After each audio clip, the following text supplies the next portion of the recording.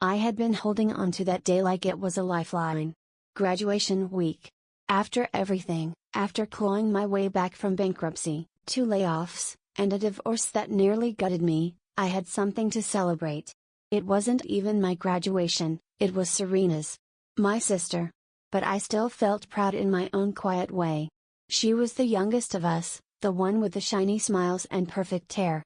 I figured, if nothing else, we'd sit down as a family and have a meal without tension choking the air. I should have known better. The last few weeks, Mom's voice had sounded different. Not cold exactly, just hollow. Like someone going through motions. I kept telling myself not to read into it. People get busy. They forget. Or maybe, just maybe, they're done pretending. I remember sitting on my couch, hair still wrapped in a towel, watching the sunset outside my window. It was a warm evening in Dallas. The kind of quiet you almost don't want to disturb. Then the text buzzed in. Don't come to dinner tonight. It's family only. Serena. I blinked, reread it twice. Family only? I was about to laugh it off as one of her weird attempts at sarcasm, but something about the way it was worded, like an eviction, made my skin prickle. I dialed her. She picked up on the first ring. Speakerphone. I could hear the laughter behind her. You're serious? I asked. Her voice was light, almost cheerful. Yeah, Judy. It's a thing for the image. You get it. The image? You'll ruin the photos, she added, not even trying to soften the blow. It's a brand moment. Mom doesn't want to complicate it. And then I heard it, Dad's voice in the background. Not loud. Not firm. Just there. Breathing. Not one word in my defense. I thought family meant everyone, I said, still keeping my tone level, like I was in a work meeting. Serena laughed. Mom said you'd take it that way. Don't be dramatic. Then silence. Not even a goodbye. Just the dull hum of the call ending. I sat there with my phone in one hand, the other clutching a small white handkerchief I hadn't realized I'd picked up. It had a single cursive J in one corner. A gift from Mom. Back when gifts meant something. Back when I believed in birthday candles and applause at graduations. That little square of cloth felt heavier than it had any right to. It wasn't the first time. I was always the quiet one. The helper. The one who stayed late to clean up after family dinners, making sure dishes were stacked, leftovers stored. I never made a fuss. That was Serena's role, always dazzling, always loud, always front and center. Grandma used to say, you can tell who's loved in a family by who gets to sit down first. I was always standing. Serena had a way of turning everything I touched into her victory. School projects I stayed up nights helping with, she'd take the credit. Contacts from my job, somehow they became her network. She wore ambition like a perfume, I was just the air around her. I looked down at the handkerchief. It used to bring comfort. Tonight, it just reminded me how invisible I'd become. I got in the car and drove to the restaurant. It wasn't far. Downtown, one of those upscale spots with valet parking and white linen tablecloths. I didn't go in. Just parked a few spaces away and watched through the glass. There they were. My family. My mother, Serena, her husband, even Dad. Laughing, raising glasses, candles flickering in between. A waiter came with a cake, frosted elegantly, no doubt ordered days ago. I squinted and saw the lettering, to our beautiful success. No mention of who made it possible. No nod to the sister who used to rehearse Serena's speeches with her until midnight. Who bailed her out when her credit tanked. Who covered for her more times than she could count. I leaned forward, eyes catching a glint at Serena's neck. A gold necklace. I knew that piece, it had been mine. I gave it to her during her first job interview for good luck. That's my reflection on her neck, and she doesn't even know it. They looked so complete in there. Like they had found the perfect family portrait. And I was just an unwanted smudge on the glass. I didn't cry. Instead, I sat still for a while. Then started the car, drove home without the radio on. The lights of Dallas blurred past my windows, like memories I couldn't grab hold of anymore. If blood is thicker than water, I whispered, why do I feel like I'm drowning? Back home, I didn't eat. I didn't even change clothes. I folded the handkerchief neatly, placed it into the drawer beside my bed. It didn't belong in my hands anymore. And before turning off the lamp, I said to the quiet, one day, I'll sit at a table where I belong. Even if I have to build it myself. The morning after the dinner I wasn't invited to, I woke up feeling like someone had wrung out my insides and left them to dry. I hadn't really slept, just drifted in and out, thoughts looping, like my mind couldn't settle on one betrayal long enough to grieve it. My phone buzzed weakly on the nightstand. 3 missed calls. Aunt Carla. An old college roommate I hadn't spoken to in years. And a number I didn't recognize. I didn't feel like talking to anyone. The sunlight spilling through the blinds made everything look too normal. I moved slowly, like the floor itself might pull me under if I walked too fast. After brushing my teeth and forcing down half a slice of toast, I went to check the mail, mostly to avoid thinking junk. Flyers. Utility bill. And then something strange. A thick envelope, cream-colored, with a gold embossed logo from a law firm I vaguely remembered seeing downtown once. But it wasn't the logo that stopped my breath. It was the handwriting. For Judith. Only to be opened after my passing, Dad. The letters looked like they were written with intention, careful, even. The kind of handwriting people used when they meant every word. My father had been gone 2 years. Stroke. Sudden, they said. He was eating spaghetti with Serena when it happened. She told me over the phone in less than 60 seconds. No tears. Just facts. He'd never apologized. Never pulled me aside to say he saw me. And now here I was, holding a message from the grave. I sat down at the kitchen table and just stared at it. My hands weren't shaking. I expected them to, but they didn't. After a long minute, I opened it. Inside was a folded letter and several legal documents. The letter was dated 3 years ago. Judith, if you're reading this, then I'm gone.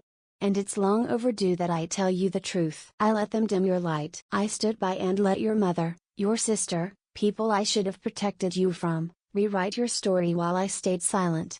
I failed you. Not once, but every time I chose peace over justice. You deserved better than that. I don't expect forgiveness. What I can give is this: I've transferred legal ownership of the old Ransley showroom to you. It's yours, clean and clear. A space you once said you wanted to turn into something lasting. I didn't forget. Don't let them erase you. Dad. P.S. Use this place to become what they tried to erase. My chest tightened. I stared at the deed. It had my name. My name. The address was familiar, downtown, just off Pearl Street.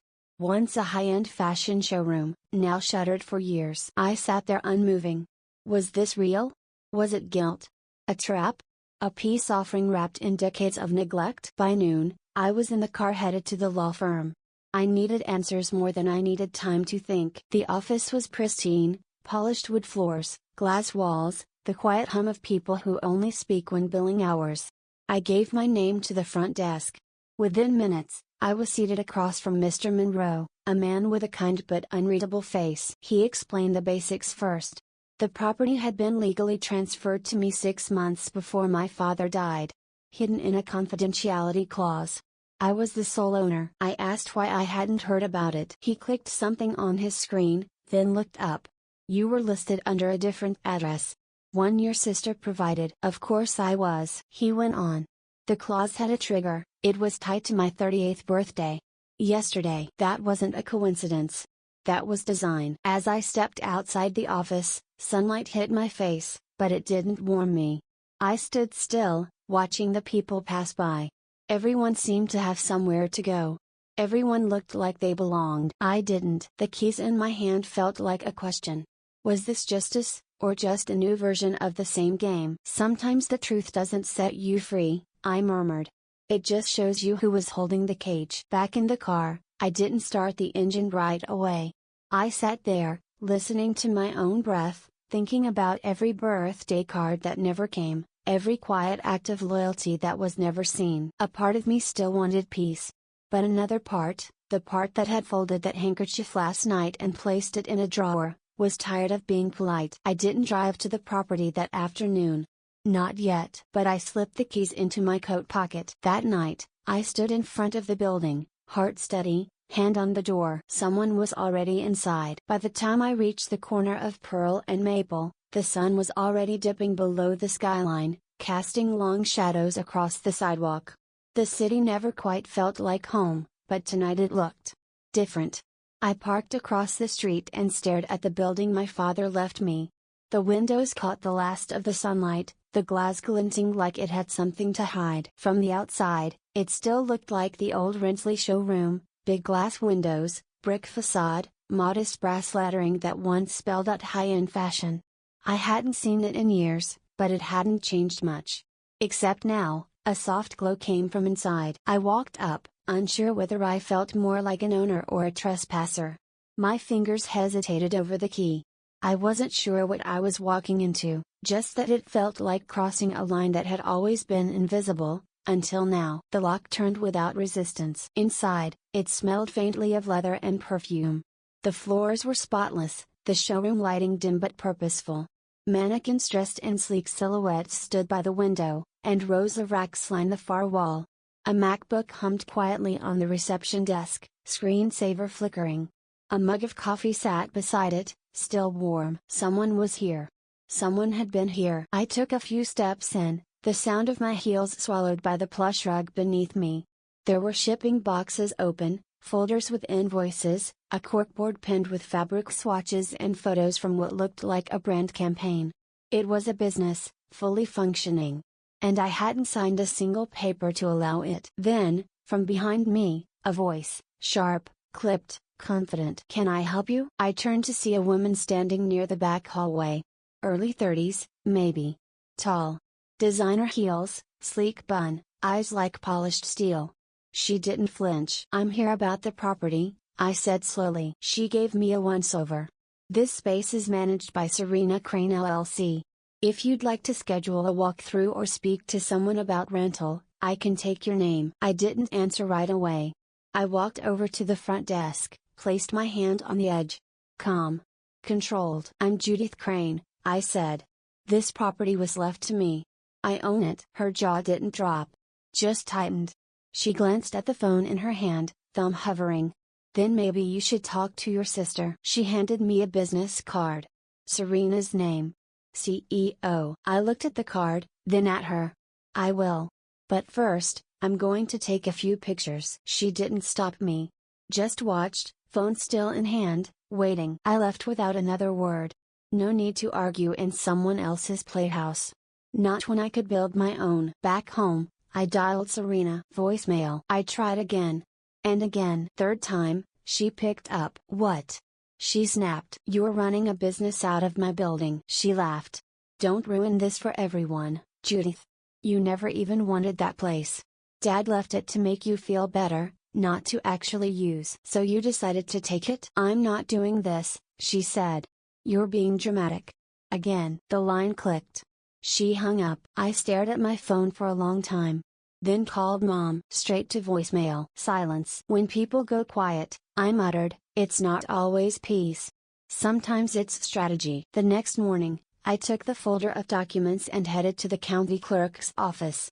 The woman at the front desk was polite but distracted, typing slowly as I explained what I needed. She handed me 2 printed documents. The first showed me, Judith Crane, as sole owner of the property, filed nearly 6 months before Dad's death. The second was newer. Filed posthumously. It named Serena as executive manager. Signed. Notarized. But the notary? Out of state. Stamped but crooked. Something felt off. I didn't need a lawyer to know this wasn't right. I paid for certified copies, thanked the clerk, and left with a thick envelope and a thicker knot in my gut. Serena hadn't just taken over. She'd planned it. Slipped around legal edges, knowing exactly how to operate in silence. This wasn't entitlement. It was strategy. That evening, back at my apartment, the sun was going down again. My phone buzzed. A voicemail from someone I hadn't spoken to in over a decade. "Judith," the voice said. "We need to talk. It's about Serena." I didn't bother eating dinner. My stomach was already in knots, and food wouldn't help settle anything tonight. I grabbed the folder, deed, certified copies, photos, and my keys. There wasn't going to be another polite conversation or carefully worded email. This time, I'd show up and be seen. The streets were quieter now. A warm breeze swept through downtown, carrying the faint hum of nightlife, but I wasn't there to wonder. I parked across the street and sat for a moment, watching my building glow like nothing had changed. It looked like success. Progress. Like a dream someone else was living. I crossed over, my fingers gripping the key tight. The moment I stepped inside, the same soft jazz poured from the ceiling speakers. The lights cast golden hues on glossy floors. A row of mannequins greeted me with blank stares. Dressed in line, Serena no doubt had her face all over. But this time, I didn't freeze. I walked straight through the glass doors and down the central aisle. A light flickered in the back hallway just before Gretchen appeared. She stopped short when she saw me. "You again?" she said, folding her arms. I held up the folder. "This isn't a visit. This is notice." She gave a tight smile. "I'm sure your sister would love to talk. She's not the one with her name on the deed." Serena Crane LLC has a valid contract, filed and signed, naming me as interim operator. I'm not leaving based on a folder you printed at Staples. I stepped closer. "My father gave me this building. The paperwork is legal and verified. What you're doing here is unauthorized." Gretchen's eyes flicked to the windows. "You've been gone for years. Why now?" I didn't answer that. I just laid the deed on the counter between us. "You don't scare me," she said, lips curling slightly. "Words don't pay rent or keep the lights on." "No," I said, unlocking my phone camera and pointing it at her. "But they get people like you fired." She turned sharply, disappearing into the back office. I kept recording. Every corner of the showroom, every computer, every rack. I walked out to the front where two women were adjusting a display. They glanced up, startled. "I'm Judith," I said. "I own this building. If you work here, you should know you're standing in a place being run under a lie." One of them froze. The other turned toward Gretchen's office. Then I saw him, Howard Rusk. Older now, grayer, but I'd know his posture anywhere. He used to manage inventory for my father. He stepped forward and said quietly, "I saw the transfer. Your name was on it." The old man made sure. I nodded. That was all I needed. "Gretchen," I called out, voice steady. "You need to vacate the premises. Tonight." She stormed back out. "You can't just take control overnight." I didn't. I took control the moment my father signed the deed. This, I pointed around the room, was never yours to manage. You think the police will side with you? You think you can just show up? And I think I'm done letting people steal from me." She stood there, breath shallow, trying to hold her composure. But the wobble in her voice gave her away. I reached into my bag, pulled out my phone again. "Call whoever you want. But the deed is public record. And I will press charges if I have to." Outside, a siren wailed, loud and close. Lights began to flash across the storefront glass, red, blue, then white. Gretchen's face blanched. I turned slightly, peering through the window. A black SUV pulled up.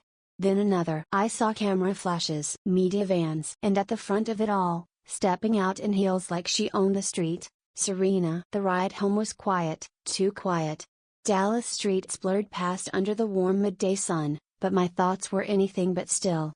Every exchange with Gretchen replayed in my mind, the dismissive tilt of her head, the way she scoffed at the deed, as if the law itself meant nothing.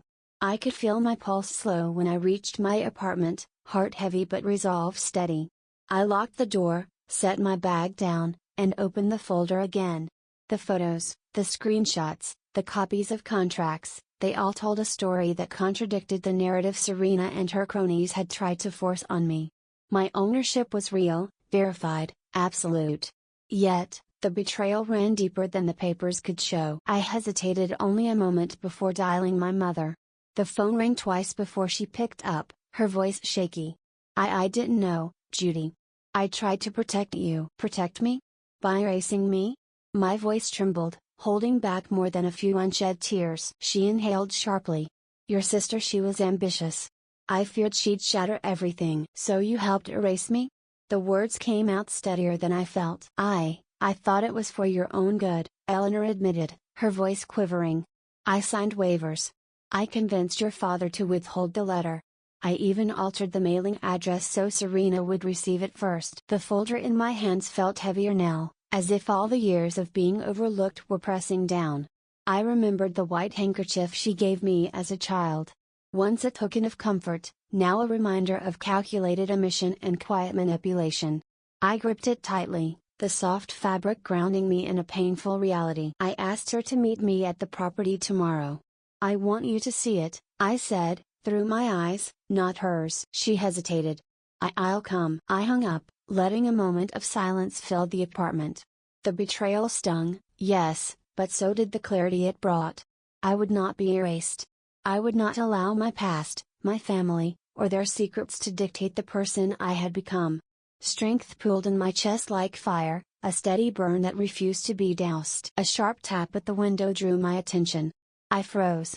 Across the street, the reflection of someone familiar shimmered against the glass. My pulse accelerated.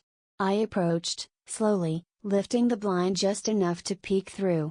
The reflection wavered, gone as quickly as it appeared, but the feeling remained. Serena had already noticed I was moving, and she was watching. Careful, calculating, likely plotting her next move. And now, I knew I had to be one step ahead. Sliding back from the window, I noticed an envelope slid beneath my door. My name was written across it in bold, familiar handwriting. I tore it open. Inside, a photo from last night's showroom clash. My face was blurred, my name scratched out. Someone wanted me to see it. A warning, a taunt, or both. Either way, it fueled the fire already burning in me. No more hiding. No more waiting. The next steps would be deliberate, strategic, and entirely under my control. I arrived at the property just as the evening sun cast long shadows across the downtown streets, my hands gripping the folder containing the deed, contracts, and all the evidence I had painstakingly gathered. Every detail mattered, every gesture I would make had to be precise. I walked through the front doors, mentally reviewing the layout of the showroom, imagining how I would assert my claim, and where I would stand when the confrontation inevitably began. A quick text to Mr. Monroe confirmed his arrival and that the media would be present. My heartbeat quickened, but I breathed steadily. I reminded myself, I did not come here to beg. I came here to reclaim. Before I could dwell too long in anticipation, Gretchen and Serena arrived, their expressions flickering between surprise and disbelief. Serena's voice cut through the showroom, sharp and demanding. What's the meaning of this? You can't just waltz in. I held the folder steady, showing no hesitation.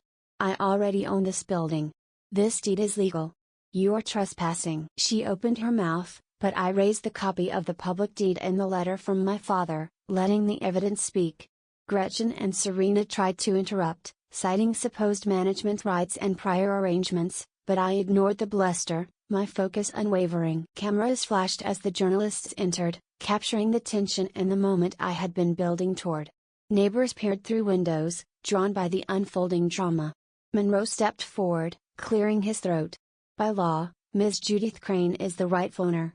All operations under Serena's name are now void. Murmurs ran through the room. I felt the shift in power as Serena's face paled and Gretchen faltered. A staff member stepped forward, quiet but resolute. I saw the signatures months ago, on file. My pulse quickened.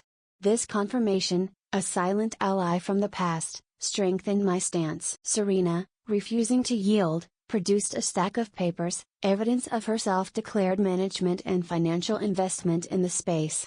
I acted in good faith. I have contracts with clients, she shouted. I kept my voice steady, measured. Your contracts are based on false claims. You operated in my name without my consent. Gretchen stepped between us and the photographers, trying to obscure the truth, while Serena's voice cracked. You betrayed us, Judy. You left us behind. She accused, desperation creeping into her tone. I met her gaze calmly, the years of being overlooked fueling my composure. I never left. I was pushed out. Outside, the faint sound of sirens approached, flashing red and blue lights reflected across the showroom windows. Monroe gave a subtle nod to security outside, signaling the next phase. Uniformed officers pulled up, and a sheriff's car blocked the street. Journalists hurried forward, microphones ready. Ma'am, will you open the doors for law enforcement? One shouted. I stepped toward the front, calm but resolute, the deed and my father's letter clutched firmly in my hands.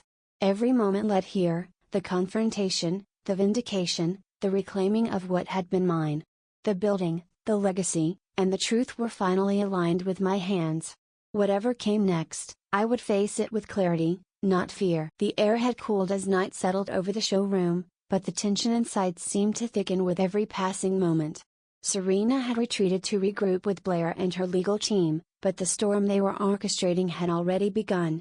My phone vibrated relentlessly, notifications flooding in, each more jarring than the last. Doctored images, misleading claims, trending hashtags, scandal crane, fraudulent owner. My stomach churned. This wasn't just a fight for the building anymore, it was a battle for perception, a public trial of my character. I took a steadying breath and reminded myself that truth had weight, and I was armed with evidence that could not be ignored. The reporters outside wasted no time confronting me as I stepped back onto the showroom floor. "Are you sure your deed is real?" one asked, camera lens focused sharply on my face. I held up the original copy of the deed and my father's letter. "I have the original copy. Let them check their sources," I said calmly, my voice carrying across the room.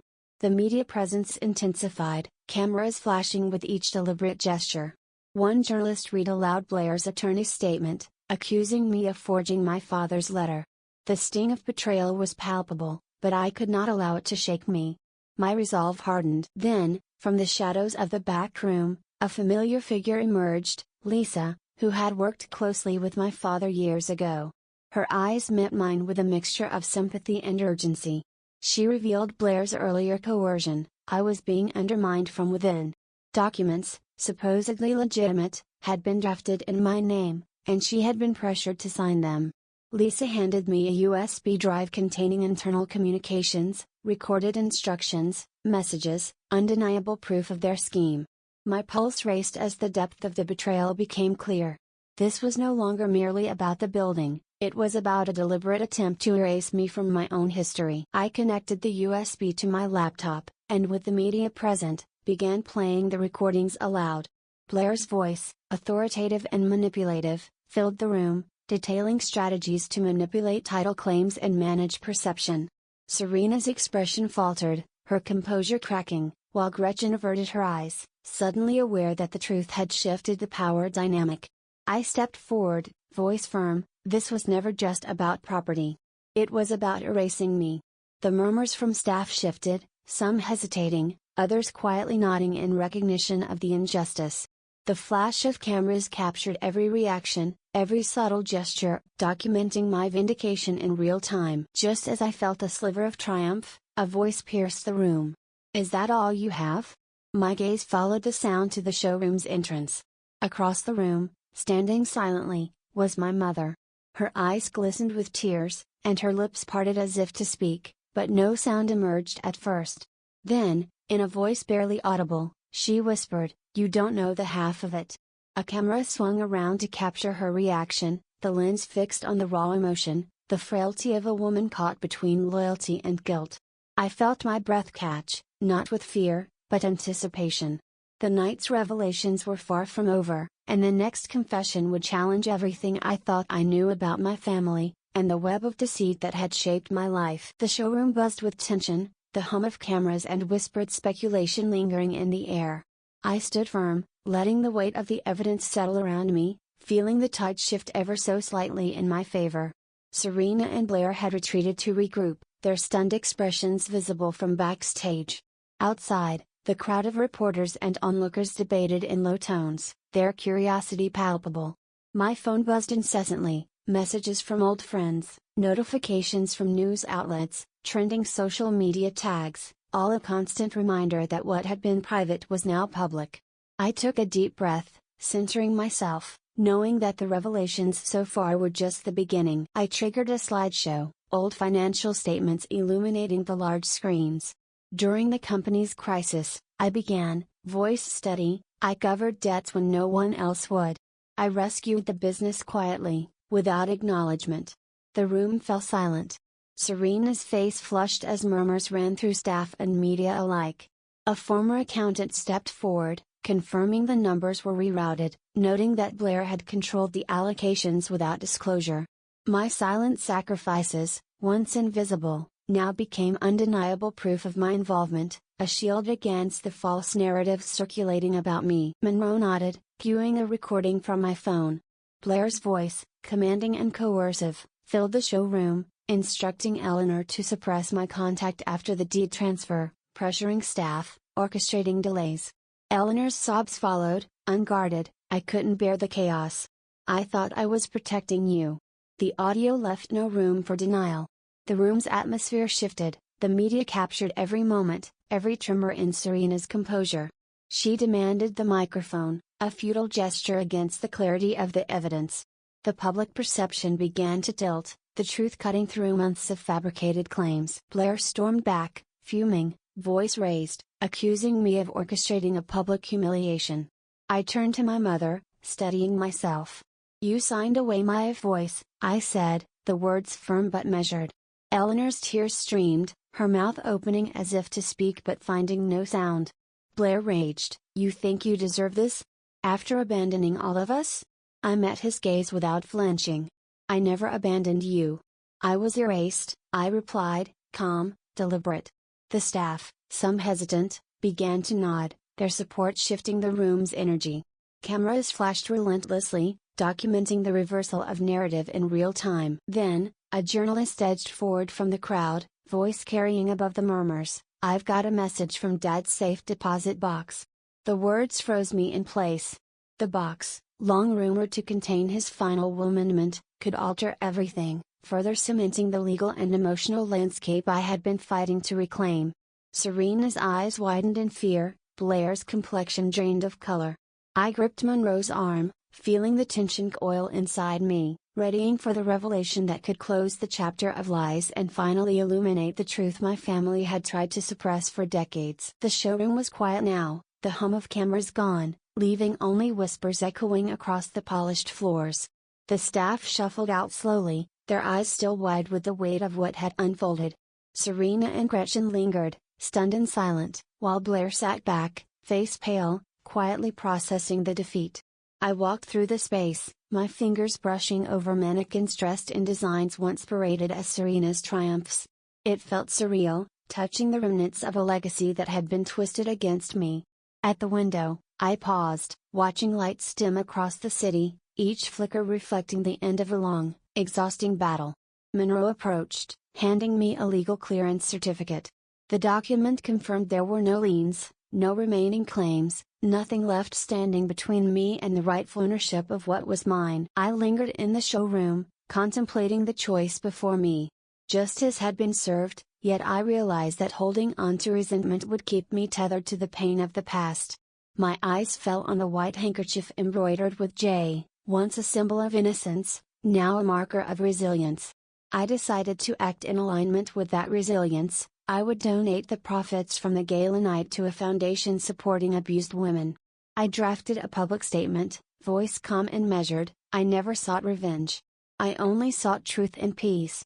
Staff members nodded silently, some blinking back tears, and a quiet warmth filled the room that legal victory alone could not provide. I called Eleanor one last time, listening to her shaky voice. "I didn't realize how deeply I hurt you," she admitted. I held the phone close, feeling the years of estrangement and misunderstanding dissolve just slightly. "I accept your apology," I said carefully, "but I must heal for myself." I resisted Serena's attempt to engage me in public reconciliation, choosing instead to close the chapter on our shared business legacy.